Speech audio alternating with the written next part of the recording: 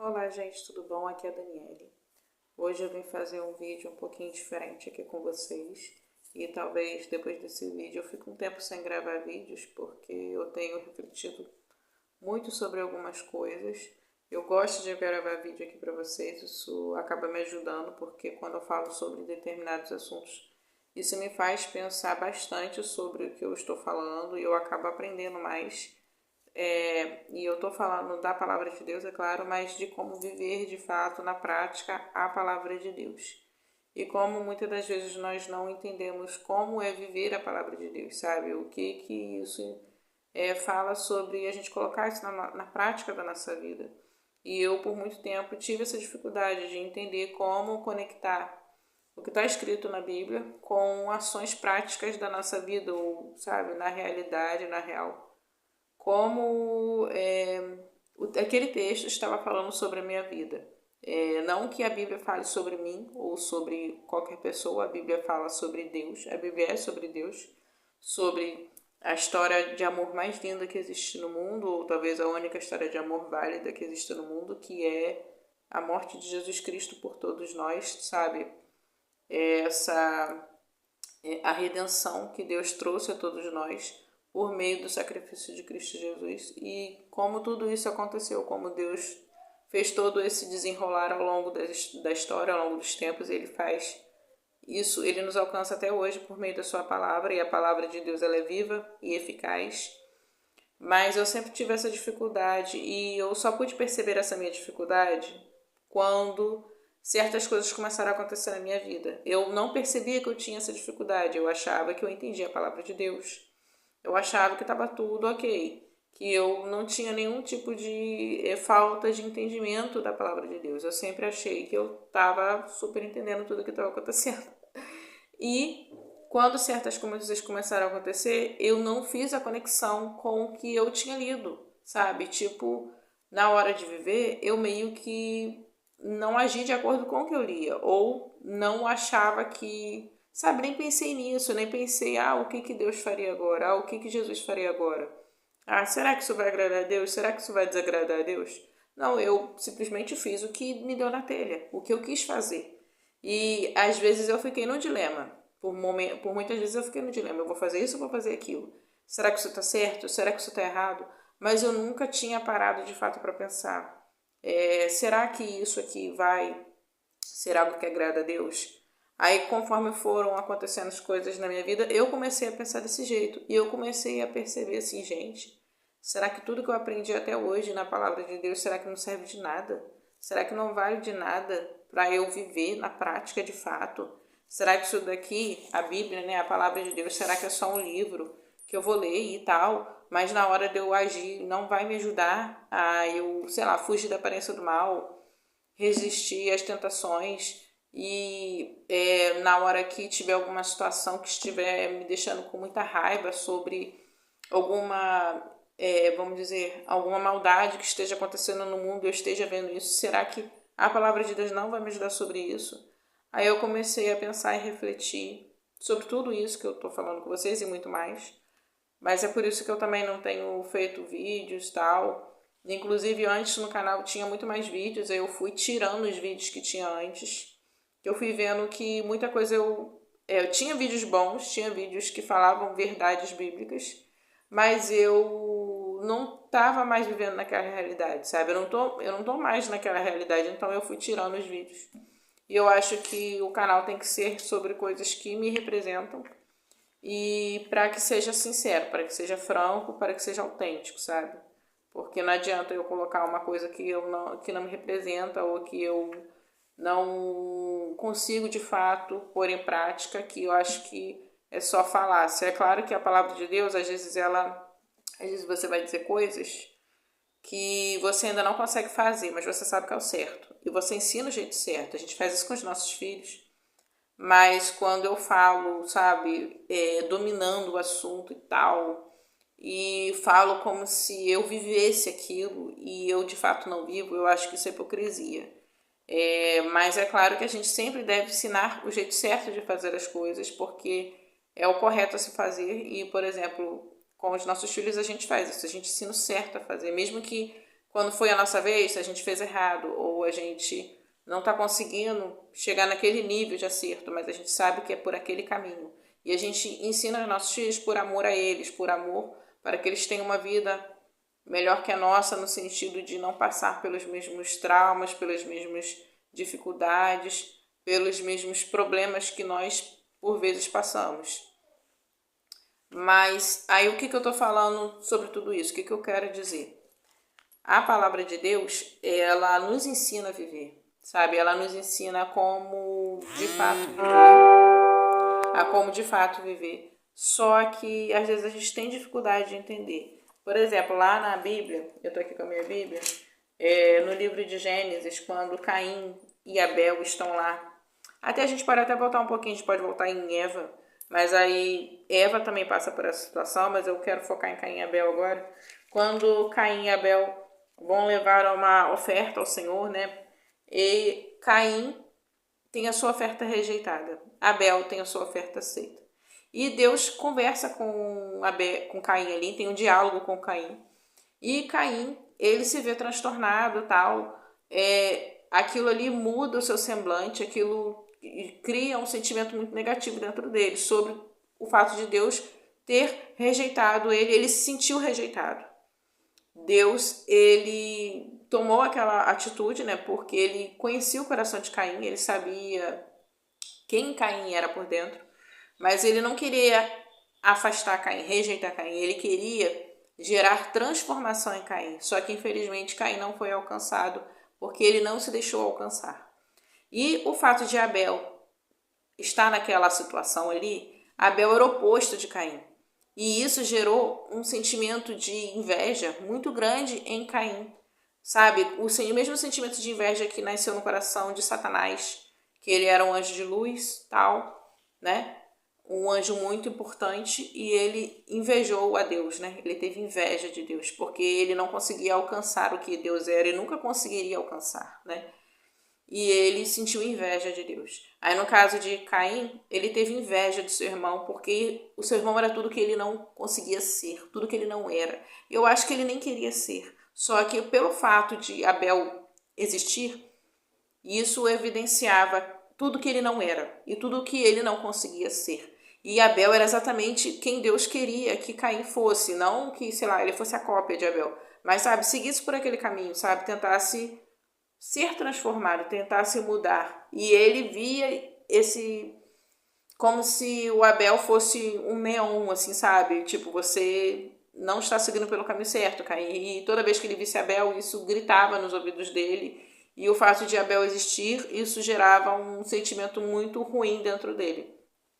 Ao ponto de que ele projetou toda a insatisfação dele, todo o sentimento que ele podia ter de ruindade, de rejeição e tal, no seu irmão. E acabou matando seu irmão. Mas a questão é que ele se deixou dominar pelo desejo, pelo mau desejo que nasceu no coração do próprio Caim. Aí a gente fica pensando, como é que eu coloco isso na prática da minha vida? Como eu uso esse alerta aqui, que Deus falou com Caim, né, explicitamente, e que esse alerta se serve para todos nós, que ele fala aqui, ó, em Gênesis capítulo 4, versículo 7. Se você fizer o bem, não se levantará. Aí ele usa essa palavra aqui, nessa versão NVI 23. Aí ele está falando do semblante de Caim, que o semblante de Caim caiu, né? Se porém não o fizer, saiba que o pecado o espreita à porta. Ele deseja governá-lo, mas você deve dominá-lo. Aí esse alerta que Deus fala, né? O pecado, ele tá logo ali, ele tá prontinho para te dominar, para te governar se você deixar, sabe? O sentimento ruim nasce do coração do homem e o pecado, ele quer te dominar, ele quer tomar conta da sua vida, ele quer te levar para o abismo. Só que você precisa dominar o pecado, você que precisa dizer não ao pecado. Mas como é que a gente faz isso? Como é que a gente, sabe, liga essa chave no momento certo e diz, não, peraí, eu tô no momento ápice da minha vida aqui agora, eu tô num momento de super decisão aqui, se eu for por esse caminho, eu vou me perder. Mas se eu for pelo outro caminho, eu vou encontrar redenção, eu vou encontrar salvação, eu vou ser transformado e regenerado. Como a gente faz essa conexão? Se tudo que está na gente impulsiona a gente para o caminho do pecado, porque aqui está dizendo que o desejo de Caim era fazer o que era errado, e o desejo dele estava nele, né? Então todos os comandos dele estavam dizendo para ele ir para aquela direção que era errada. E Deus, né, falou com ele, não vá por esse caminho, vá pelo outro caminho, resista a você mesmo, sabe? Resista aos seus impulsos, ao que você naquele momento ali acha que é certo, mesmo que tenha uma parte racional em você que diga não, tá errado, tem alguma coisa de errado aí, mas todo o seu ser está dizendo, vai para lá, lá está a sua felicidade, lá é o lugar que você deve estar. E você acaba indo para aquela direção. Aí como não fazer isso? Como não ir para essa direção? A gente vê vários relatos na Bíblia de pessoas que foram tentadas e não cederam aos seus desejos, não cederam àquela tentação. Só que quando a gente lê, parece até que aquela tentação não estava realmente afetando aquela pessoa, porque o texto não deixa claro como aquela pessoa estava se sentindo naquele momento. A não ser pelo fato de Caim aqui, a gente vê todos esses detalhes, mas a gente não consegue perceber. Por exemplo, na história de José, quando José, ele foi... Deixa eu ver se eu acho aqui rapidinho. Quando José, ele foi tentado, lá no livro de Gênesis, né, que eu estou no livro de Gênesis. Aqui, no José. Lá no livro de Gênesis, capítulo 39, quando José, ele está na casa de Potifar, servindo como um governador daquela casa, como se fosse um... Eu esqueci o nome da palavra, aquela pessoa que... como um porque no termo feminino é governanta. Aí eu acho que é mordomo, talvez, né? Ele era o mordomo, eu acho, daquela casa. Aquele que organizava tudo, ele era o administrador daquele lar, pronto. E ele estava ali e tal, ele não estava no lugar que ele gostaria de estar, ele queria estar com os seus pais, ele gostaria de estar com o seu pai, com os seus irmãos, mesmo que os seus irmãos fizeram tudo com ele, ele queria estar junto de seu pai, junto da sua família, ele queria entender tudo o que estava acontecendo, porque os seus irmãos agiram daquele jeito com ele, e ele não poderia voltar para casa. Mas ele estava lá naquele lugar. Aí já que ele estava ali, ele continuou vivendo, continuou fazendo o que era certo, continuou sendo quem ele era, sabe? Continuou querendo seguir pelo bom caminho que Deus sempre agradava que ele seguisse, que ele sabia que agradava a Deus. E naquela situação ali, a mulher de Potifar começou a olhar para José e desejar ele. E ela começou a tentar José, começou a tentar seduzir o José. E José foi resistir naquela tentação. Só que, veja bem, se ele não tivesse sendo tentado de fato, isso não seria tentação. Tipo, se ele não tivesse sentido vontade de ficar com aquela mulher, mesmo que ele não quisesse, mas assim, a vontade que é independente do seu pensamento, do seu raciocínio, é isso que eu estou querendo dizer. Se ele não tivesse tido esse desejo, ou tivesse, quando ela começou a querer seduzir ele, aquilo não despertou alguma coisa dentro dele, aquilo não seria de fato uma tentação, sabe? Aquilo não seria de fato uma dificuldade para ele superar.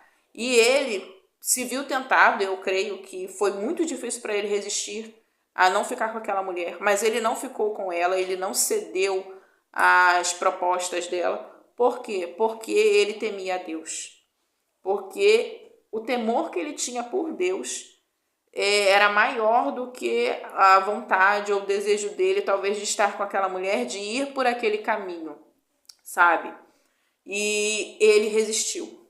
E, inclusive, ele fala que ele tinha muito respeito por Potifar, porque Potifar deu muitas oportunidades a ele e ele quis honrar tudo que Potifar fez por ele. Mesmo que depois Potifar achou, né, que ele caiu com a mulher dele e tal, e acabou punindo ele, prendeu ele. Mas lá na frente Potifar pôde ver que José, ele não tinha traído ele, não tinha desrespeitado a casa dele, né?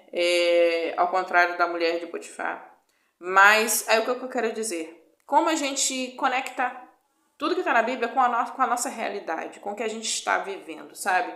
Aí às vezes a gente lê a Bíblia e a gente entende, olha que lindo, que bonito. Ou quando a gente vê alguma coisa ruim, aí a gente fica assim, nossa, que horrível, eu nunca vou fazer aquilo que fulano fez ou que aquela pessoa fez. Olha só que mau exemplo que essa pessoa deixou. Só que quando é a nossa vez, o que a gente faz? Será que a gente faz o que é certo? Ou será que a gente cede aos nossos maus desejos e a gente segue em direção contrária àquilo que Deus quer que a gente faça? Aquilo que a gente sabe que agrada a Deus. E a gente fica tão confuso na hora que a gente fica assim, o que será que Deus quer que eu faça? Será que Deus quer que eu faça isso ou que Deus quer que eu faça aquilo? Aí você perde aquele ponto assim, o que é que eu vou fazer aqui que vai desagradar a Deus, sabe? Tipo assim, Deus quer que eu seja infeliz? Deus quer que eu me anule nesse momento ou que eu faça o que o meu coração está mandando, né? A palavra de Deus diz, né, que enganoso é o coração do homem, né? A gente deve se basear no que Deus diz, né? Deus não é Deus de confusão. Deus, ele não gosta de nada que esteja confuso e no sentido de desorganizado, tudo que traga desorganização emocional, né? E a gente deve pensar sobre isso quando a gente estiver vivendo esses momentos. E quando vão acontecer esses momentos? Né? Aí a gente tem todo um preparo para falar sobre isso, às vezes, num culto, tipo numa pregação, né? Faz palestras lindíssimas. Mas essas coisas vão acontecer quando a gente menos esperar. Essas tentações vão surgir diante de nós quando a gente menos esperar. Na escola, no trabalho, em casa, através do celular, sabe, das redes, em tantas circunstâncias que a gente não esperaria, sabe? Ah, eu fui na rua ali fazer um negócio, aconteceu tal coisa, e você fica assim, nossa, como assim, tal? Coisas que realmente nos pegam de surpresa. Por exemplo, quando Davi ele caiu com Betseba, ele estava em casa. Ele estava em casa e foi na varanda. Aí o que aconteceu? Ele viu uma mulher se banhando lá na varanda e tal. Aquilo mexeu com ele de uma tal forma, né? Aí ele foi e perguntou quem é aquela mulher. Aí ele ficou sabendo imediatamente que era uma das mulheres de seu servo, que estava na guerra, que ele deveria estar, só que ele não estava, né? Por alguns motivos. E ele mande ela vir até a mim. Ele não fez aquele ponto assim, não, peraí, ela é mulher do meu servo, que está no momento lutando, né? Lutando pelo povo de Deus, lutando por mim também, né? Porque ele era o rei. Então, ele não teve aquele ponto de trava, sabe? De dizer, não, pera, se eu for por esse caminho eu vou me perder, ou eu vou fazer algo que vai desagradar a Deus, isso daqui pode gerar consequências gravíssimas, sabe? Sobre a minha vida e sobre quem está em volta de mim, e isso aqui pode fazer com que eu perca Deus, sabe? Ele não teve esse momento, ele só foi. Ele só fez o que ele achou que tinha que fazer. E ele meio que, quando, tipo assim, ele não desperta desse, sei lá, dessa dormência de pecado que ele entrou e esse caminho que ele seguiu. E engraçado que ele tinha Deus, né? O Espírito Santo estava nele, né? Mas ele não sai desse caminho que ele começa a seguir. Ele não sai disso, sabe? Ó, aqui achei. Em 2 Samuel capítulo 11, fala sobre a história, né, desse momento, né? Aí acontece um problema, ela fica grávida. O que acontece? O que ele faz? Ele começa a agir pelo que ele acha que eu vou tentar resolver esse problema e tal, tal, tal. Ele esquece de perguntar para Deus, ou ele até esquece que isso é uma coisa errada diante de Deus. Parece que ele desligou, sabe? Tudo que ele sabia, tudo que ele aprendeu quando ele estava lá cantando louvores na harpa, quando ele estava cuidando das ovelhas, quando ele era jovem, quando ele foi ungido por Deus, né, por meio do profeta Samuel, para ser rei do povo, quando ele lutou com o leão, quando ele lutou com o urso, quando ele lutou com Golias, sabe? E quando ele foi perseguido tantas vezes pelo rei Saul, que era o antecessor dele, e ele teve muitas oportunidades de matar o rei Saul, e ele não fez isso. E ele disse, não vou fazer isso, porque isso vai desagradar a Deus, porque Deus diz, não toque no ungido do Senhor, sabe? E tudo foi apagado da mente dele, ele focou naquilo que ele estava vivendo e ele esqueceu. Esqueceu que, sei lá, eu acho que isso aqui tá errado. Não, esqueceu. E ele foi e mergulhou nessa direção. Ele seguiu por essa direção. E ele chegou a pensar em colocar o Urias como sendo o pai dessa criança, né? Só que não deu certo o plano dele. E então ele se vê sem saída. Ai, meu Deus, o que eu vou fazer? Vou matar Urias, né? Já que é assim, já que não tem jeito. Mato ele, pego a mulher dele, me caso com ela, fica tudo certo, tá tudo certo. Estou legalizando algo que estava, vamos dizer, errado, né? Ilegal, sei lá. E a tática dele, né? Teoricamente dá certo, ele consegue matar Urias. Ele manda o próprio Urias levar a carta né, que tá mandando que o general lá coloque Urias na frente da batalha. Isso foi muito cruel. Mas, né, enfim. Aí, ele deu certo. Casou com Betseba, né? Ok, tudo ok. Só que Deus estava vendo tudo acontecer. Aí Deus olha, né, Davi, onde é que você chegou? Você foi por esse caminho e foi, né? E foi. Se eu não te frear, você não vai parar. Você não vai despertar dessa dormência que tá te fazendo cada vez se distanciar mais de mim. Aí entra o capítulo 12 do livro de 2 Samuel, que vem o profeta Natan, né? E conta uma história para Davi. E Davi, ele fica super irado com o acontecimento que Natan conta para ele. E o profeta Natan fala, esse cara é você, Davi.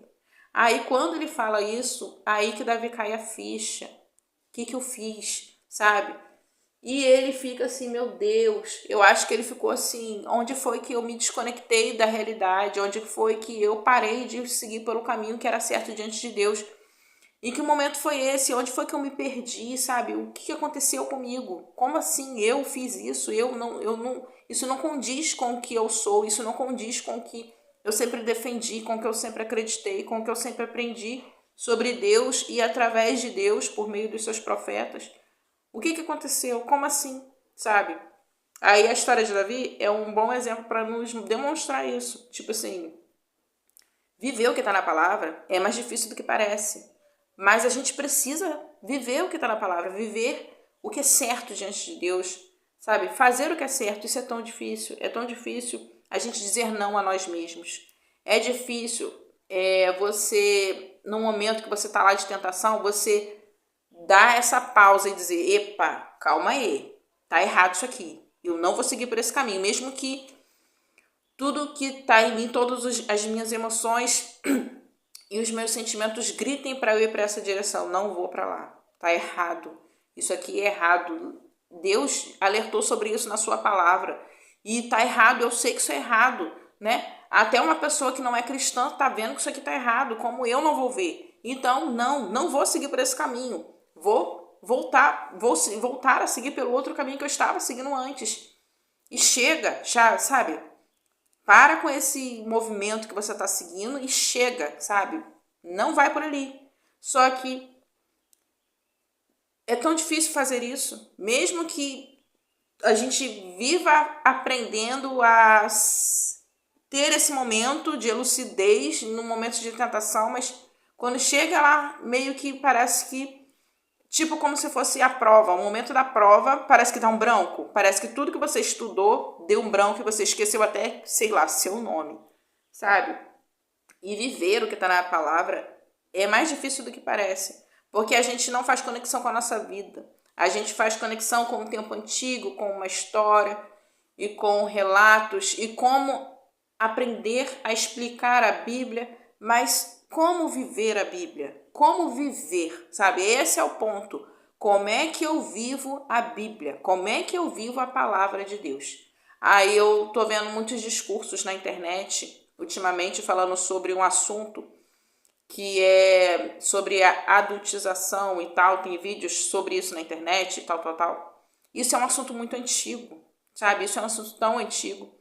Aí eu fico pensando, Tá legal, interessante. Tem muitas questões políticas envolvendo tudo isso, a gente sabe. E o que que eu tô fazendo? O que que eu tô fazendo? Sabe, isso eu tô falando de mim agora. Eu tenho 3 filhos, são 3 meninos.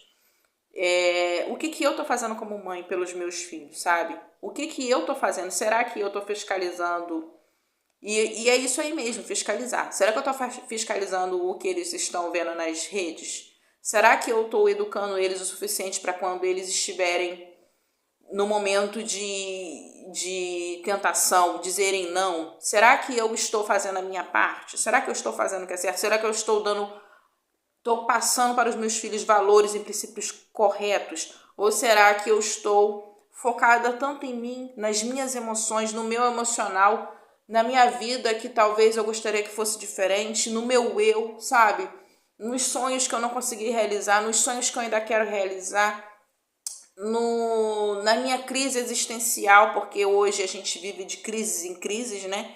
E não estou educando os meus filhos direito. E não estou negligenciando essa parte da minha vida.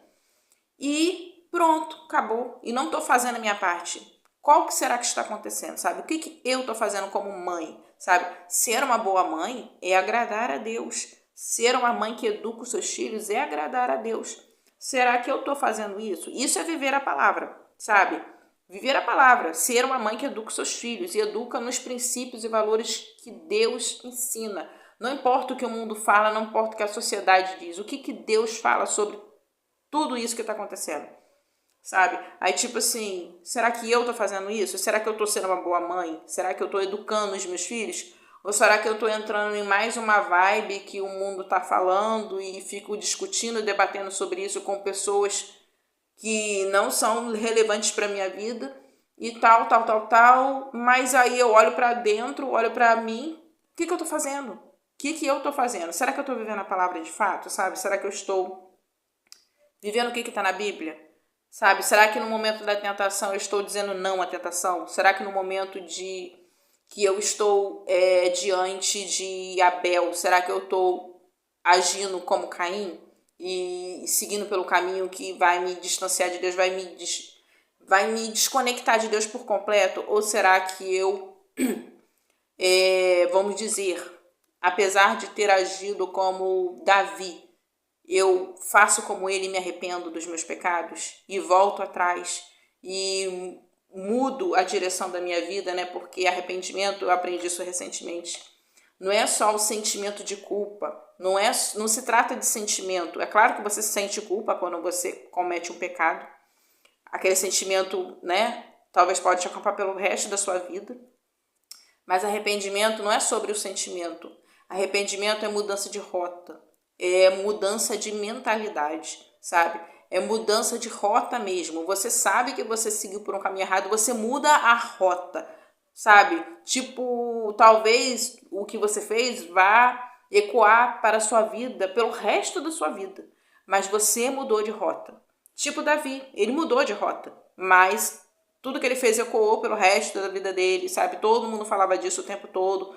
Passaram-se 20 anos e tal, e sempre aquilo ecoou na vida dele. Mas ele mudou de rota, sabe? Tipo assim, arrependimento é isso. Então, o que que eu estou fazendo? Será que eu estou tendo esse start?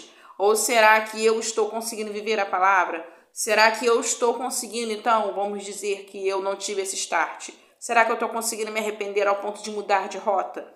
Será que eu estou tendo a minha mentalidade mudada por meio do que Deus me ensina, por meio do que a palavra de Deus me ensina a viver? Não é só sobre explicar, não é só sobre falar, não é só sobre palestrar, não é só sobre pontos teológicos de opiniões diferentes de como interpretar determinados textos e sobreviver, sabe? A parte de colocar em prática, sabe? O que eu estou fazendo? O que eu estou de fato fazendo com a palavra de Deus? Eu estou vivendo a palavra de Deus? Eu estou usando tudo isso aqui para que eu viva de acordo com o que Deus quer? Ou será que isso daqui é só discurso e palestra e, sei lá, estudos e tal, e conhecimento, mas que esse conhecimento nunca vai ser colocado na prática por meio das minhas ações, por meio da minha vida, por meio das minhas escolhas e por meio do meu dia a dia, sabe? E aí? O que está acontecendo, sabe? E era sobre isso que eu queria falar com vocês. E sobre isso que eu precisava falar, ouvir e aprender mais, né? Porque toda vez que a gente fala, se a gente estiver com os ouvidos abertos, a gente aprende mais ainda. E é isso, gente. Vamos viver a palavra. Eu tô tentando viver a palavra ao máximo que eu posso. Eu não sou uma pessoa perfeita, eu acho que ninguém no mundo é, né? Mas eu não sou uma pessoa perfeita, eu sou uma pessoa que já falhou muito na vida, mas eu tento viver a transformação de Deus na minha vida. Eu tento viver essa mudança de rota na minha vida todos os dias. Eu tento viver essa mudança de mentalidade. E eu sei que eu preciso da palavra para eu conseguir mudar de rota, para eu conseguir ter a minha mente transformada e dizer não todos os dias aos maus desejos que possam vir a surgir no meu coração, vir surgir nas ideias erradas que o mundo lança para nós também. Isso é bem perigoso. E eu sei que por meio da palavra de Deus, eu vou conseguir alcançar o que Deus quer para minha vida, sabe? E o que Deus quer para minha vida? Será que Deus quer que eu, sei lá, tenha uma carreira bem sucedida, que eu, não sei, tenha uma conta bancária bem satisfatória, não sei, será que Deus quer que eu, não sei, tenha uma casa super grande, super luxuosa, que eu tenha o carro do ano, ou que eu faça muitas viagens? Será que Deus quer que eu vire uma cantora super famosa e que eu seja super conhecida e reconhecida? Será que Deus quer isso para mim?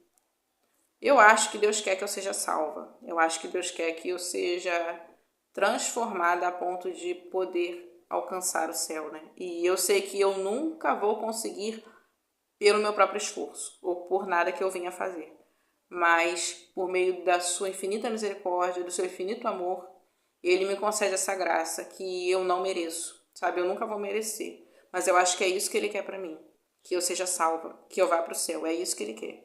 As outras coisas podem até acontecer ao longo do caminho, ou podem também não acontecer.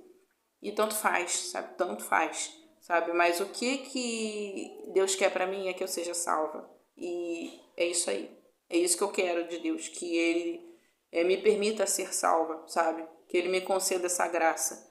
As outras coisas são só coisas, sabe? O que importa mesmo é a salvação e alcançar o céu, alcançar Deus por meio dele. Porque não há como alcançar o céu sem Deus. Não há como alcançar o céu sem Deus. Vocês lembram da história da Torre de Babel, que está lá no livro de Gênesis? Eu, por muito tempo, fiquei pensando sobre isso. Por que Deus confundiu a linguagem daquelas pessoas? Por que Deus viu aquela construção da torre como algo ruim? Porque eles queriam alcançar o céu por meio de seus próprios esforços. Eles achavam que não precisavam de Deus para alcançar o topo, o ápice, o céu. Eles não precisavam de Deus.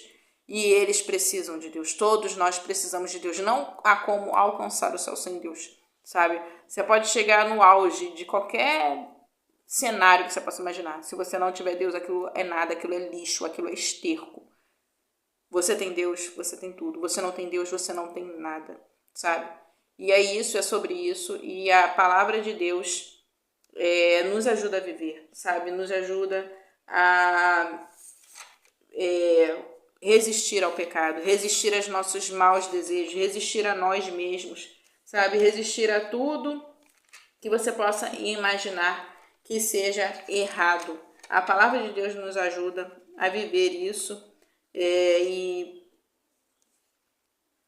e a gente deve se guiar por meio da palavra, mas entendendo a viver ela, sabe? Conseguindo entender a ponto de conseguir viver a palavra, sabe? Não só aprender para falar sobre, mas para viver. E o maior desafio é viver a palavra, sabe? Tem muitos pastores e teólogos que nos ajudam muito nisso, sabe? Ajudam mesmo. Mas não é só sobre falar, é sobre viver. E eu achei que o texto é em Gênesis capítulo 11, sobre a história da Torre de Babel. Não tem como alcançar o céu sem Deus. Não tem como, sabe? Você pode, sei lá, mas Deus nem existe. Cara, se Deus não existe, você não existe. Se Deus não existe, você também não existe. Mas é isso. Fiquem com Deus. Até uma próxima. Eu vou ficar um tempo sem gravar vídeo porque eu preciso focar em muitas coisas agora importantes para Deus na minha vida. E talvez eu volte aqui e grave mais algum vídeo, mas eu não sei quando isso vai acontecer agora. Vou focar em viver a palavra de Deus ao máximo, sabe? O máximo que eu consigo com todas as minhas forças. E é isso aí, amar a Deus com todas as suas forças, né? Ame a Deus com todo o seu coração, com toda a sua mente, né? Com todas as suas forças. E é isso que eu quero fazer, né? É amar a Deus com todas as minhas forças e viver, de fato, a palavra de Deus. Para mim, para os meus filhos, né? Para o meu marido, para Deus, sabe? Principalmente para Deus. E é isso aí. Ser, de fato, serva de Deus. E ser, de fato, filha de Deus. Reconhecida como filha de Deus. Porque eu sou filha de Deus.